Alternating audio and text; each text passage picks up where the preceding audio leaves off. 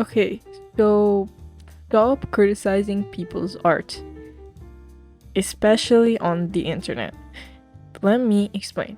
So, a couple weeks ago, I posted this video where I redrew a piece from like March of last year, and I talked about how I'm dissatisfied with my art right now because I feel like it's not improving as much as it used to, and I don't know what's going on, and like my art style is changing, and I was kind of expressing my worries.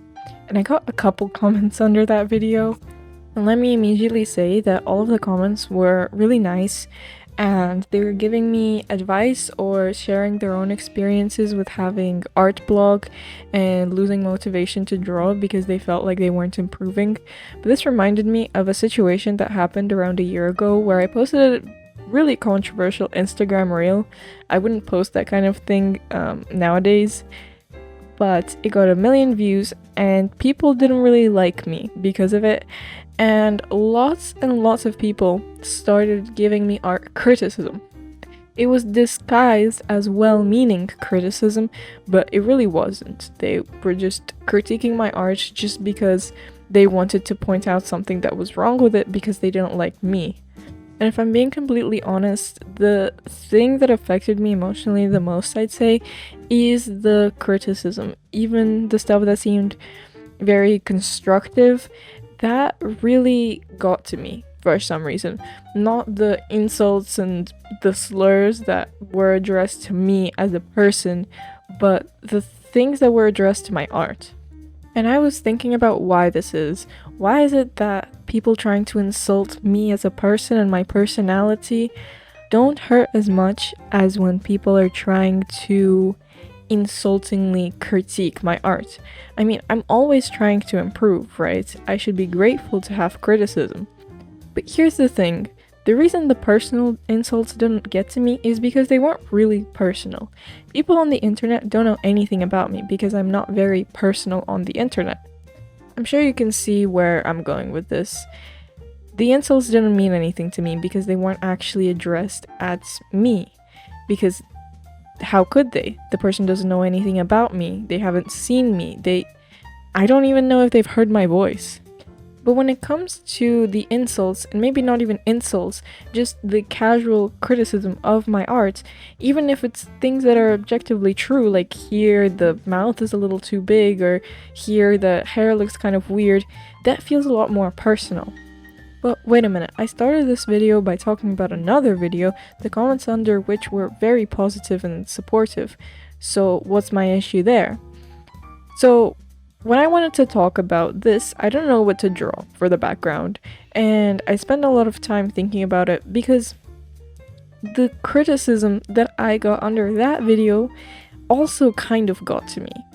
And so I wanted to draw something that people could look at and be like, oh yeah, she knows how to draw, she knows what she's doing. So then I decided that the perfect thing to draw would be the same character. One of the criticisms that I keep getting is that my art doesn't have enough emotion on my characters' faces, so I googled Lucifer, meaning to find this painting, The Fallen Angel, which inspired the drawing that I did for this video. So I googled angry, no, not Google, this is Pinterest, and I don't like any of these references, so I searched up man sad and Pinterest asked me if I'm okay. But then I decided to go with this picture of Eddie Redmayne, where he looks very pathetic and sad and teary-eyed.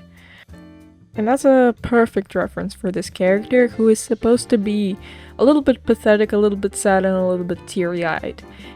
This character's name is Lev, and he is quite socially anxious and just anxious in general.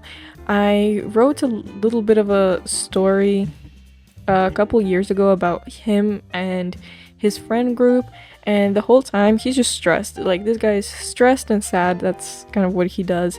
And I didn't focus too much on portraying those emotions in my last drawing, and this is something that I want to talk about a little bit more now. And that is that you can't judge a person's art from just one drawing, one painting, or maybe even two, maybe even three. you still can't judge them as an artist, and so can you really give them critique? Yeah, you can give them some criticism maybe on this specific drawing if they ask for it, but you can't really judge their art in general, because one painting can't be a representation of everything that person does.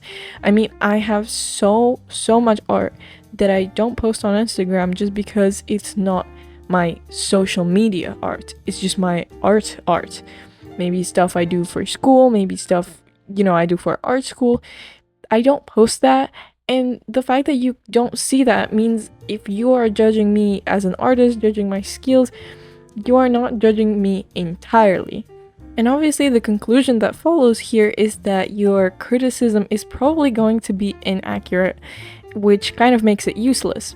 Which, let me come back to the point I made earlier in the video, which is that criticism of my art affected me more because it was something personal to me, because the people online that were critiquing my art, they saw my art, they saw all of the brush strokes that I made, they saw it on their screen, and it's like they were seeing me and they were critiquing me as a person. That affected me, and combined with the fact that the criticism is probably not entirely accurate, entirely useful, that just makes it so much worse. But now I'm talking a lot about criticism with bad intentions. What about criticism with good intentions? People on the internet will tell you all the time that you can't react poorly to criticism. You have to learn to take criticism. Well, honestly, that just kind of sounds to me like you want to say relatively kind of mean things to people and get away with it. But okay, let's say for some reason you come across my art and for some reason you're suddenly very passionate about me improving. Like you truly from the bottom of your heart want my art to get better, so you decide to type a comment giving me some constructive criticism. Very kind of you. So what happens next? Well, you'll probably say that, oh, you should just take it and go. Take it or leave it. Decide whether you want to incorporate it or not, and then say thank you and move on. But here's the thing, getting criticism when you're not expecting it, when you don't want it, maybe you posted something that you're super proud of, it's the best thing you've ever drawn, it kind of hurts to be criticized. Like, yeah, you can tell people however much you want that they should learn to accept criticism, but even after years and years and years of being on the internet posting my art, it still kind of hurts to get criticized, because that's just part of human nature. But what about art school? I don't know about you, but I take criticism in art school just fine. Like, it doesn't hurt me at all, and in fact, I want to get more criticism when I'm there. So what's the difference? Well, I think of it this way. When you want to get an ear piercing, for example, you'll go to the salon, you'll sit down, and they'll gently, neatly pierce your ear. But if someone comes up to you in the street and stabs the needle through your ear, you're not going to be very happy about that. And maybe the hole will be good enough to use for a piercing, but that's kind of a maybe. And still, you didn't want them to do that. You didn't ask them to do that, and then they'll be like, well, I did it for free. Okay, well, I didn't ask you. And now I hope you can see the issue I have with people just giving out criticism on the internet, because it hurts, it might be wrong, it feels kind of ill-intentioned, and even if it's free, even if it's good advice, you still shouldn't give it. And so let me come back to what I'm actually drawing right now for a second. This is more of a painting compared to the drawing that I am redrawing, and here I used a lot more techniques that resemble traditional painting techniques, because I do paint traditionally a lot. I use a lot of acrylics, and this, I think, represents something that really bothered me about receiving any kind of critique of specifically my drawing that I did in my previous video. Is this all making sense? This is very confusing because I'm redrawing a redrawing. whatever. That other drawing was bad. It was not up to the standard of my usual art. It wasn't very good. And the fact that people were giving me critique based solely on that drawing really bothered me, because I wanted to scream at them and go, that's not my best, that's not what I can do. All of this criticism that you're giving me, I already apply all of that. I know all of this. Like, people were talking about composition. Listen, I know I'm getting a little bit heated, a little bit passionate. I know I'll get comments about this, but it's because it's something that artists on the internet experience like every single day. And you can say, well, just turn your phone off, just get off the internet if you can't handle the criticism. But I don't think that you shouldn't be allowed to exist in the art space if you are bothered by the things people say about your art, because it might be on the internet, but it's all real people mostly, and it still is real. And you might say, well, it's just people on the internet, you know, people on the internet, they just say things, they do things, but communities are made of people. The art community, it's on the internet, but it's still made of people, you know. It's not just little characters in your computer, it's actual people behind screens, and people can be influenced and people can change.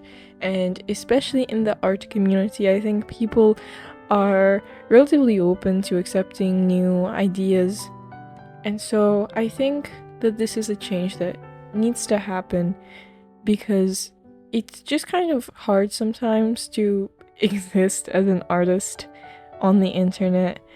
And I want you to think about the fact that when you want to say something about someone's art, think about it. Because especially if you want to say something critical, you're probably the 50th person to say it. You might be the 1000th person to say it. Imagine how it would feel hearing what you have to say 50, 100, 2,000 times. If it's a bad feeling, then maybe don't say it. You know, sometimes just move on. So here's the older drawing, and here's the newer one. Thank you for watching. I hope you enjoyed the video, and yeah, like and subscribe and all of that. That would be pretty cool.